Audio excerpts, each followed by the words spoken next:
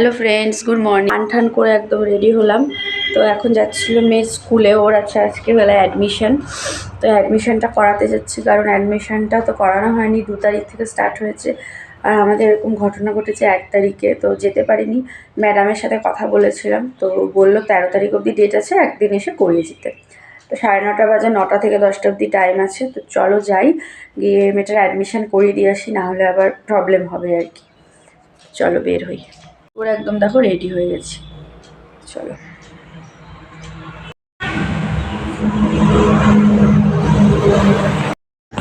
তো সকাল সকাল বেরিয়ে পড়েছি, কারণ 9টা থেকে 10টা পর্যন্তই টাইম আর কি। তো সেই জন্যেই আমি কিন্তু সকালবেলা বেরিয়ে পড়েছি। তো এরকম সময়ই আর কি আসতে হলো, কারণ যেহেতু মেয়ের অ্যাডমিশনটা করাবো, তো লেট হয়ে যাবে, পরে আবার প্রবলেম হবে, তো সেই জন্যেই আসা আর কি। তো আমি একবারে স্নান করেই বেরিয়েছি। তো দেখো হয়ে গেছে অ্যাডমিশন করানো, খুব একটা বেশি দেরি হয়নি, আমার আধা ঘন্টার মধ্যেই হয়ে গেছে।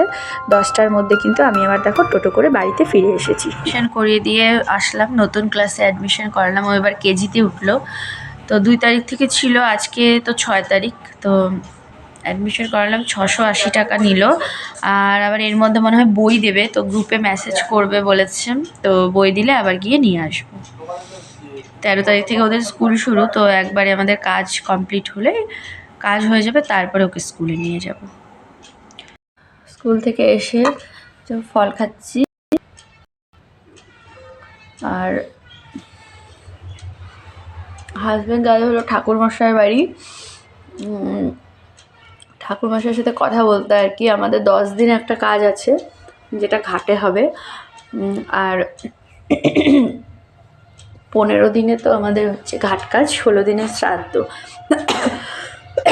তো ও কথা বলতে গেল আর কি, মানে কত নিবে না নিবে, কি মানে কিভাবে কি করবে, তো সবটা বিষয় নিয়ে কথা বলতে গেছে। মানে যতটা কমের মধ্যে পাওয়া যায়, ছোট্টর মধ্যে করে শ্রাদ্ধটা করা হবে। তো শ্রাদ্ধের বিষয়ে মানে শ্রাদ্ধ নিয়ে আর কি কথা বলতে গেল। আর রান্নারও একজনকে বলা হয়েছে, তার সাথেও মনে হয় কথা বলে আসবে। আর হলো কালকে প্যান্ডেল যে করবে, সে এসেছিলো বাড়িতেই, তাকে ফোন করা হয়েছিলো, বাড়িতে এসেছিলো। তো প্যান্ডেলটা সেই করবে বলেছে আর কি, ফাইনাল হয়েছে। আর একজন তো নাপিত লাগবে, মানে 15 দিনের আমাদের যে কাজ আছে ঘাট কাজ, তো শ্মশানে গিয়ে ওখানে ওর চুল দাড়ি কাটতেও লাগবে। আর আমার মেয়ের একটু নোখটা আর কি ছুঁয়ে দিয়ে যাবে, তো এগুলোতেও হচ্ছে নাপিত লাগবে। তো সকালে মানে আমি যাচ্ছিলাম মেয়ের স্কুলে, তো একজনের সাথে দেখা হয়েছিল, আমাদের পাশেই বাড়ি।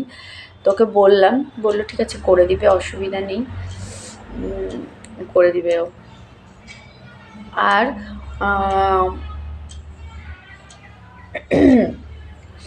বাকি হচ্ছে ঠাকুরমশাইয়ের সাথেই মেন আর কি, যেটা কথা বলতে গেল।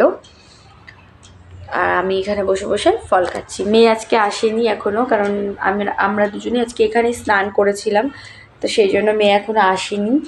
ও পরে আবার যখন যাব বাড়িতে, তখনও আমাদের সাথে আবার আসবে আর কি।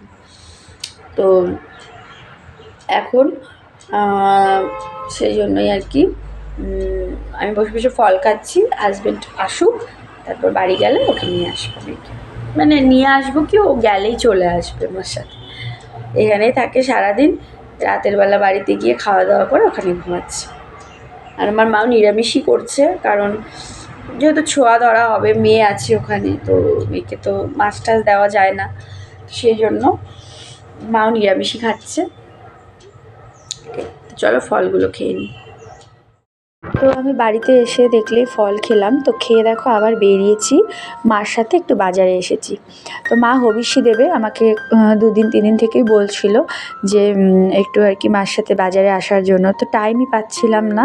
তো আজকে আর কি একটু টাইম ছিল, তো ভাবলাম আজকেই যাই। তো দেখো বাজারে এসেছি। মা তো নর্মালি এখন অতটাও বাজারে আসে না, আমি জিনিস আর কি দেখো সবসময় বাজারে এসে কেনাকাটা করি, তো সেই জন্যই আমি আসলাম মার সাথে। তো হবিষ্যির জন্য যা যা লাগে সব কিছুই নিয়েছে, যেমন ফলমূল, তারপরে আতপ চাল, সন্দক লবণ থেকে শুরু করে দুধ, চিনি সব কিছুই নিয়েছে। নিয়ে তারপরে অল্প কিছু সবজিও নিলাম, কারণ আমি যেহেতু আতপ চালের ভাত আর কি সবজি দিয়ে, সব রকম সবজি দিয়ে খেতে পারবো, তো সেই জন্যই সব রকম সবজি নিয়ে বাড়িতে চলে এসেছি। তো মা এসে দিয়ে গেল বাড়িতে। তারপরে দেখো আমি একটুখানি এখন চা খাচ্ছি।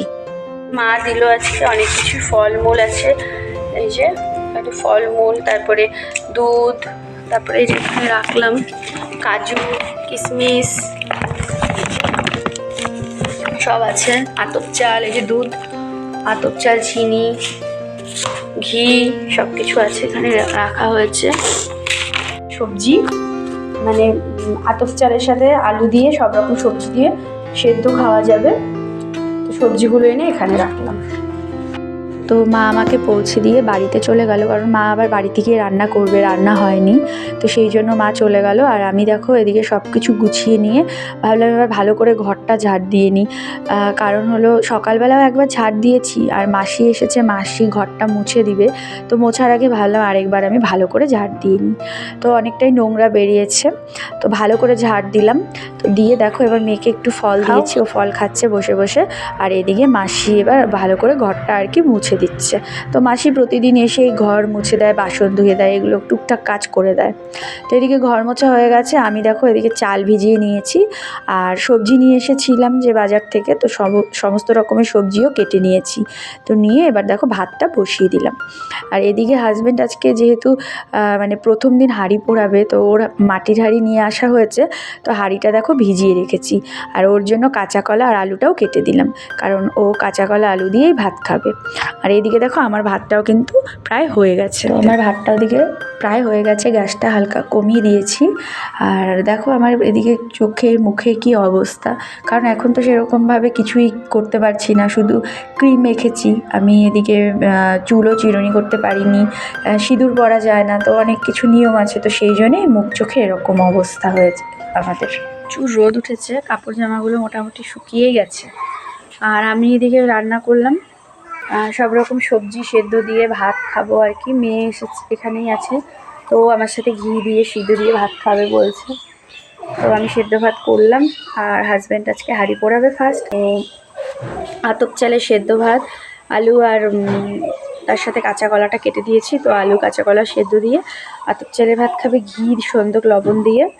আর একটা জিগারের ডাল লাগবে, ওটা দাদাকে আনতে বললাম, তো এনে দিচ্ছে, তো ওটা দিয়ে আর কি খাবে, রান্না করবে আর কি।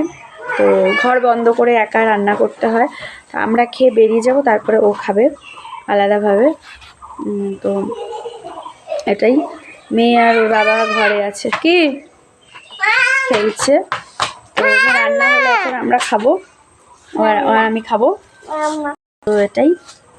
আর আমাদের কাজ আছে হচ্ছে একটা 10 দিনে, ওটা হলো হাজব্যান্ডেরই আছে, ওটা ঘাটে গিয়ে করতে হবে 10 দিনের কাজটা।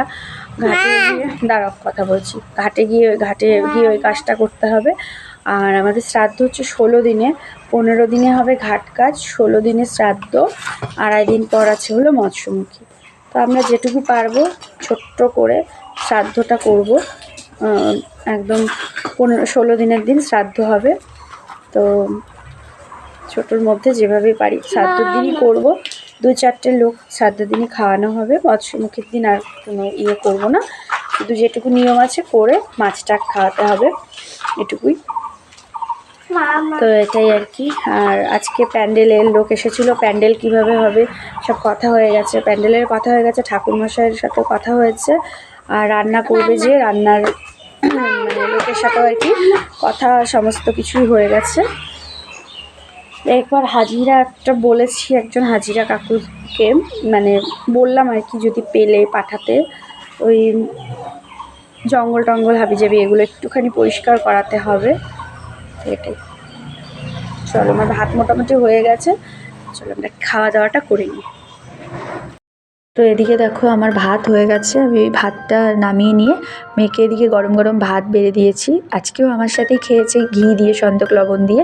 আজকে কিন্তু আর বাড়ি যায়নি, তো আমার কাছেই খেয়েছে। তো খাওয়া দাওয়া হয়ে গেছে। আর এদিকে দেখো আমি জল ভরে নিয়েছি সব বালতি বালতি, কারণ আমাদের টাইম কলে জল এসেছে।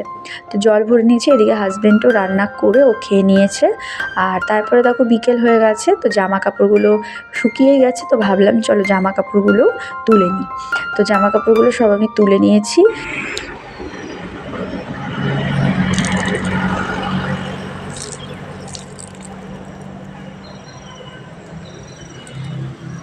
ওই দেখো দাঁড়িয়ে আছে। তো আমরা সব বালতি বালতি জল ভরলাম, জল ভরা হয়ে গেছে, কলে জল এসেছে। তো দিনের বেলা আজকে সকালে ভরতে পারিনি, মানে জল চলে গেছিলো, ভরতেই পারলাম না।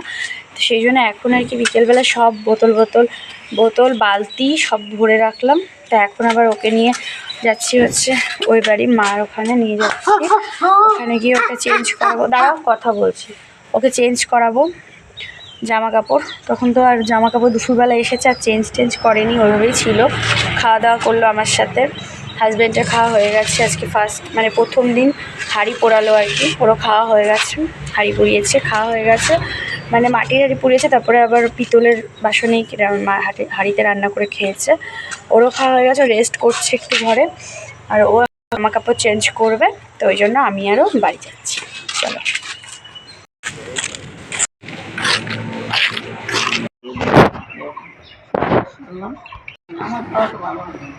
এতে এসে বসে আছি, মেয়ে গেল হচ্ছে ঘরে, আর ড্রেস চেঞ্জ করবে, তো চেঞ্জ করে আসবে, তারপরে আবার যাবো বাড়ি, ওই বাড়ি যাবো আবার। তো ততক্ষণ বসলাম।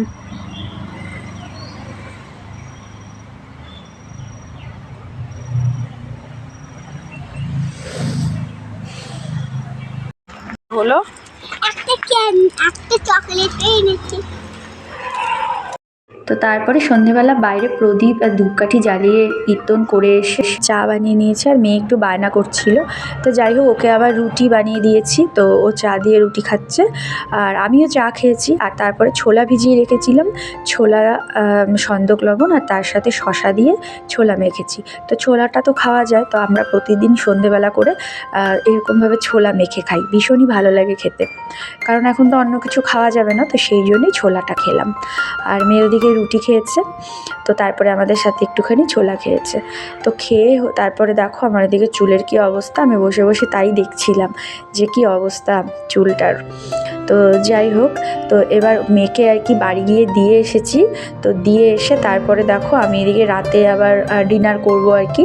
তো ভাতটা বেড়ে নিয়েছি, সব রকম সবজি দিয়ে দুপুরেই করেছিলাম, তো অল্প ছিল সেটা রাতের জন্য রেখেছিলাম। তো আমি এদিকে ভাতটা বেড়ে নিয়েছি। তো হাজব্যান্ড তো একবেলাই খাবে, তো ও দুপুরে খেয়েছে, রাতে শুধু ফলমূল খেয়েছে। তো চলো আর ভিডিওটা বড় করছি না, খাওয়া দাওয়া আমাদের হয়ে গেছে, একটু বসেছিলাম, তারপরে এবার শুয়ে পড়বো আর কি। তো আজকের মতন এইটুকুই। তো টাটা, বাই বাই।